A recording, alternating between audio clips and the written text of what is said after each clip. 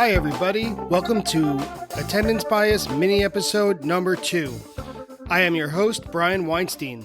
Mini episodes on Attendance Bias feature a breakdown of a single song or a single jam from a show that I've attended. I'll give a little background about what makes the song or jam so special to me, and then we dive right into it. These mini episodes are posted on a bi-weekly basis in between full episodes of Attendance Bias when a guest and I go over a full Phish show. Today's mini episode features a cover of The Who's We're Not Gonna Take It, which Phish played on October 8th, 1999 at the Nassau Coliseum in Uniondale, New York. In October 1999, I was a few days away from turning 17 years old. I was extremely deep into my Phish obsession, and I had a very small group of friends who were also into the band. And when I look back, this was kind of the, quote, Christian missionary phase of my Phish fandom, where I tried to get everyone I knew into the band and thought that if they didn't get it, it was like I knew something and they didn't. Like I would be saved and they're just missing out on this amazing ultimate experience. And of course, that's not true. The band is not for everybody, but that's how I felt at the time. And so I was really gung-ho about everything having to do with Phish.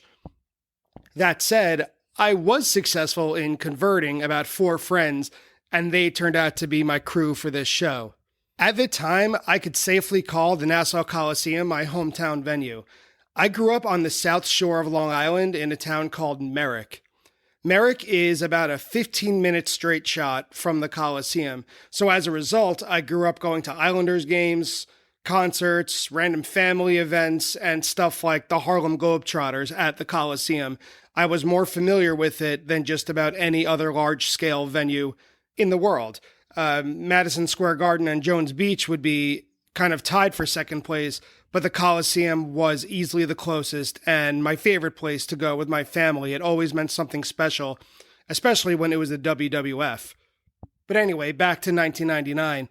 These back-to-back shows were played on a Thursday and a Friday, and because of our proximity to the venue, my friends and I got right out of high school, immediately went home to change our clothes and to get ourselves together, and we made it to the lot by about 3:30 in the afternoon, both days.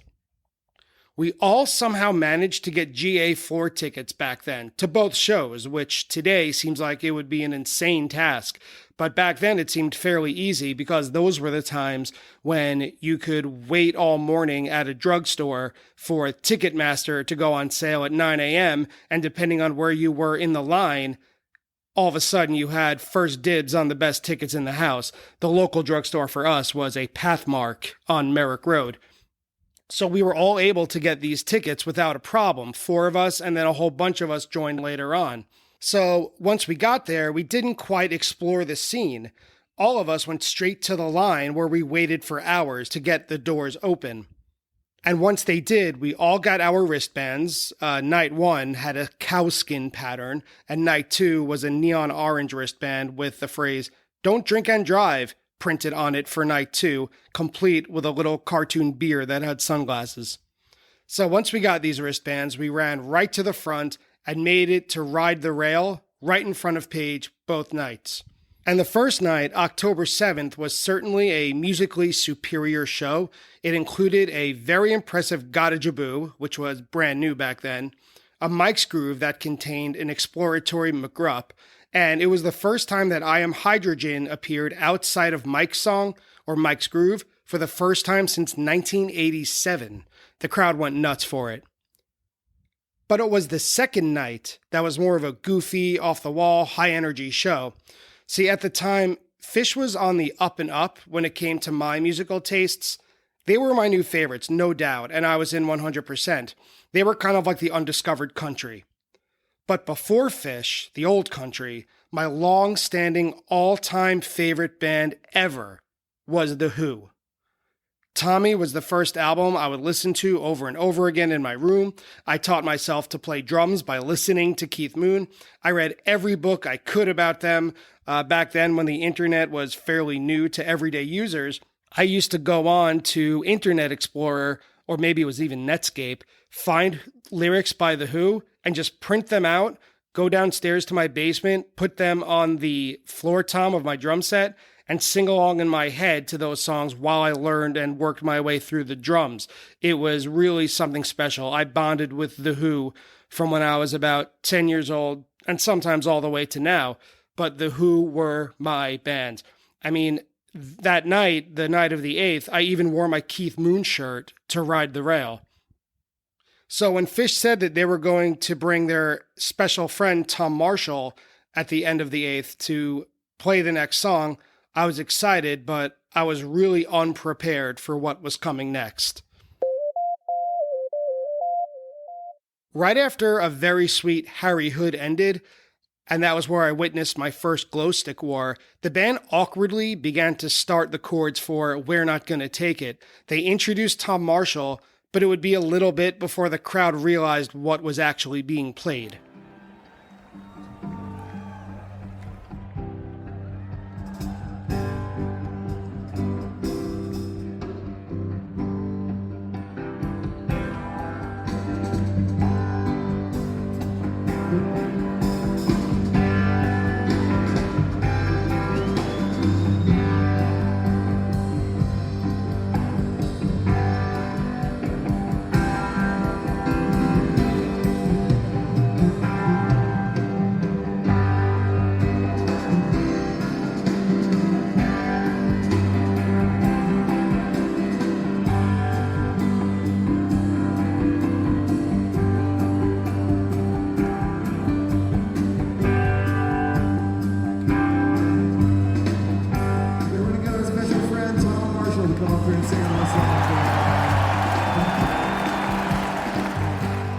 And about 2 minutes into the track, Tom begins singing and the band sounds pretty timid. There is an audible hush from the crowd. It gets a lot quieter than it just was. And the crowd, I think, is still trying to figure out what's being played, because even though The Who is tremendously popular and even was back then and for decades before that, when you think of how many hit songs they have, this song it's a pretty deep cut by comparison. But me, I was absolutely blissed out. I was jumping, screaming. I was pointing to my Keith Moon shirt as if it was PCU and Gwar was telling Jon Favreau that he'll play with the band. You know, as if Tom Marshall would realize and pull me up for some reason. I was just so out of my mind. And Tom Marshall barely gets through the first chorus without laughing, but I don't even think I noticed. He even made a moment of it by swinging the microphone Roger Daltrey style.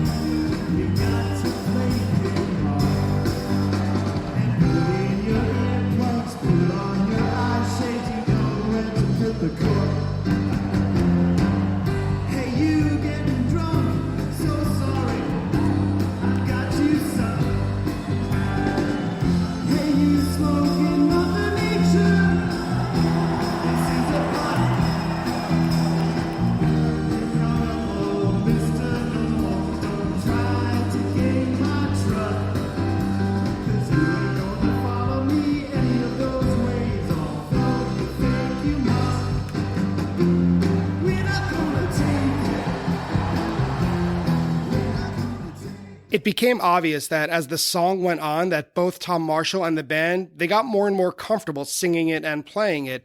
It got to the point that by the second chorus, not only was he belting out the lyrics, but the band provided pretty strong backup vocals too.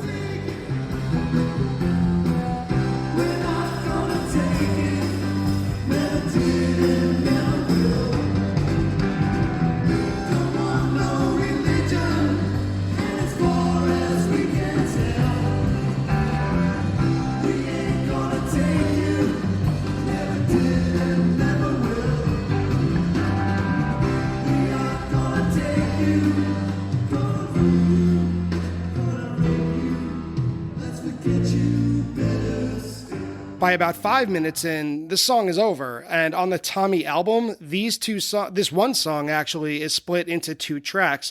It's We're Not Gonna Take It, and then See Me, Feel Me is its own separate song. When The Who ended the Tommy album live, it was one of their biggest extravaganzas, and once Tom Marshall reached to the very top of his vocal range to sing the opening of See Me, Feel Me, the crowd knew what it was in for.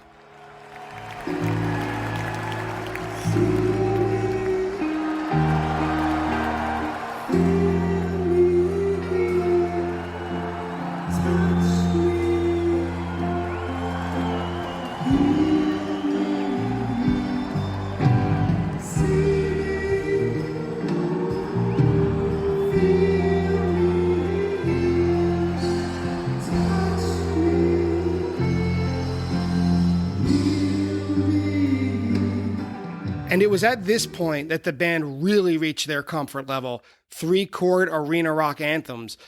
The Listening to You section of this suite is pretty much what every kid wants to feel like when he's in his garage rocking out with his eyes closed. It's certainly what I wanted to feel like playing drums in my basement. The Who helped define arena rock, for better or for worse, and this section itself helped to do it.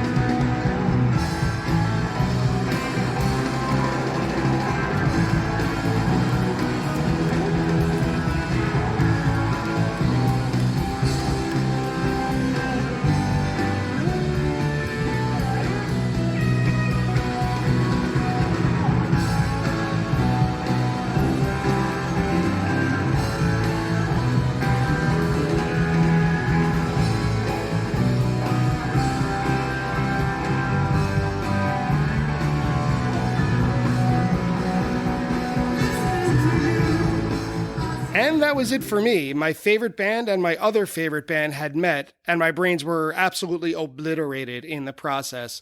So even though I was already all in on Phish, this single song, which, when I listened back to it, kind of seems like a joke to the band and Tom Marshall, it sucked me down this black hole from which I'll never return. And there are a lot of musical highlights from both the 7th and the 8th, but this was the one I'll remember forever. Next week on Attendance Bias, my guest is my personal friend and artist, Chris Casey. Chris chose to discuss his first show, November 28th, 1997, at the Worcester Centrum in Worcester, Massachusetts. And believe me, that show is filled with so many musical highlights, it would almost be a disservice for me to try and summarize them here. So I hope that you tune in next week for that episode, and thank you for joining me today. I'm Brian Weinstein, and thank you again for listening to Attendance Bias.